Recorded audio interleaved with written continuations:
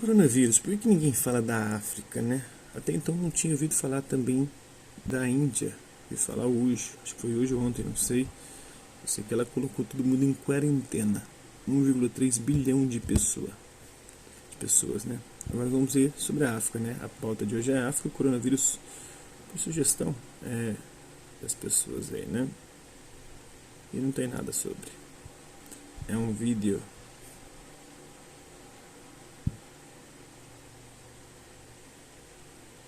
7 minutos. Oi pessoal, hoje o vídeo é uma sugestão de vocês que deixaram comentários no vídeo anterior que eu fiz a respeito de países que se preparam para o pico de coronavírus. Alguns pediram para a gente comentar a situação da África, que é um continente esquecido na cobertura da mídia no geral, né? E não foge à regra quando o assunto é epidemia de coronavírus. Lá no GGN já tem uma matéria completa, um raio-x da situação do continente africano. E nesse vídeo aqui eu basicamente vou resumir as informações que estão lá. Então vamos lá. Hoje, 42 dos 54 países africanos têm casos de coronavírus. É uma situação, então, que abrange 90% do continente. O total é um número baixo, são 1.200 casos em todo o continente. Eu digo baixo em comparação com outras partes do mundo. O Brasil sozinho, por exemplo, hoje tem 1.800 casos de coronavírus. A gente vai acordar amanhã, quarta-feira, com quase 2.000 casos, ou mais de 2.000 casos, com certeza. Então, talvez em função desse número relativamente baixo de casos no continente africano, é que a imprensa tem focado a cobertura muito mais na Europa e nos Estados Unidos, que têm sido os epicentros da crise hoje. Mas também a crítica de que a própria Organização Mundial da Saúde também foca muito mais nos países ricos do que na situação da África. Isso muito embora o secretário-geral da OMS hoje seja um africano, né? Ele é da Etiópia e ele já mandou um recado para o continente quando ele falou que ninguém deve presumir que não será afetado pela epidemia e que o melhor por lá é que todo mundo se prepare para o pior. A África tem mais de 1 bilhão de habitantes, segundo um artigo publicado na revista Science, um artigo recente que também está aqui nas referências, vou deixar o link nos comentários. Esse artigo diz que somente 3% da população de todo o continente tem mais de 65 anos.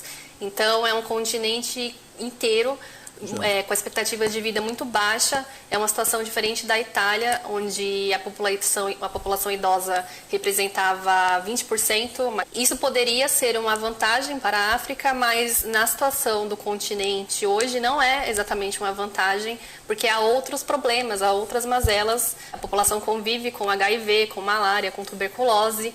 Inclusive, alguns artigos informam que no começo da epidemia por lá, os médicos tinham certa dificuldade de diferenciar o que era sintoma de coronavírus de outras patologias que já existem no continente. Aí você pode se perguntar, será que esse número baixo de 1.200 casos em todo o continente não está relacionado com a falta de testes, né? É uma hipótese, porém, a OMS diz que hoje o continente, a maior parte do continente, pelo menos 40 dos 54 países, já tem capacidade de fazer testes. A OMS está ajudando vários países da África a fazer esses testes e ela monitora de perto a situação de pelo menos 13 que ela considera prioritários. E, pelo que eu entendi, um dos critérios para selecionar esses países é a relação deles com a China ou o volume de voos que partem desses países para a Europa. Daí a gente tem alguns dados aqui, né? Até o momento, o país na África que lidera em número de casos confirmados é a África do Sul, que tem mais de 500 casos hoje. O Egito vem em segundo lugar, com mais de 300 casos. A maior parte dos países africanos adotou medidas de mitigação mais leves. Assim, eles fecharam escolas, fecharam universidades, restringiram a vida noturna, né? Fecharam alguns bares e restaurantes à noite, mas esses lugares às vezes permanecem abertos durante o dia, porque parte da população ainda resiste às recomendações de isolamento social. A mesma coisa acontece com igrejas e templos. Mesmo dentro dos países, acontece uma situação que se repete muito aqui no Brasil, que é uma falta de coordenação entre os governos ou prefeituras locais. Por exemplo, hoje, no dia 24 de março, o dia que eu estou gravando, tem notícia de que a República Democrática do Congo, que é um país que tem mais de 80 milhões de habitantes, é um país muito mais populoso, portanto, do que a África do Sul, por exemplo, eles vão decretar o confinamento de uma cidade chamada Lubumbashi, que é a capital econômica do país. O que aconteceu nessa cidade foi que eles receberam um voo com mais de 70 pessoas e entre esses passageiros tinham 2 que testaram positivo para coronavírus.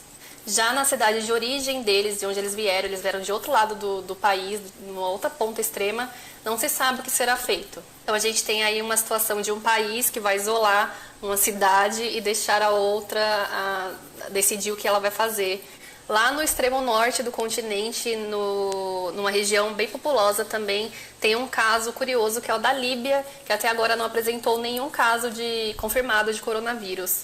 A Líbia, quando ela percebeu que outras capitais estavam recebendo casos importados de coronavírus da Europa, da China, outros países mais afetados, ela tomou medidas de mitigação. Então, ela recomendou o isolamento social para a população, fechou locais públicos, restringiu o horário comercial, atuou também nos aeroportos, nos portos, monitorou os estrangeiros que estavam chegando no país.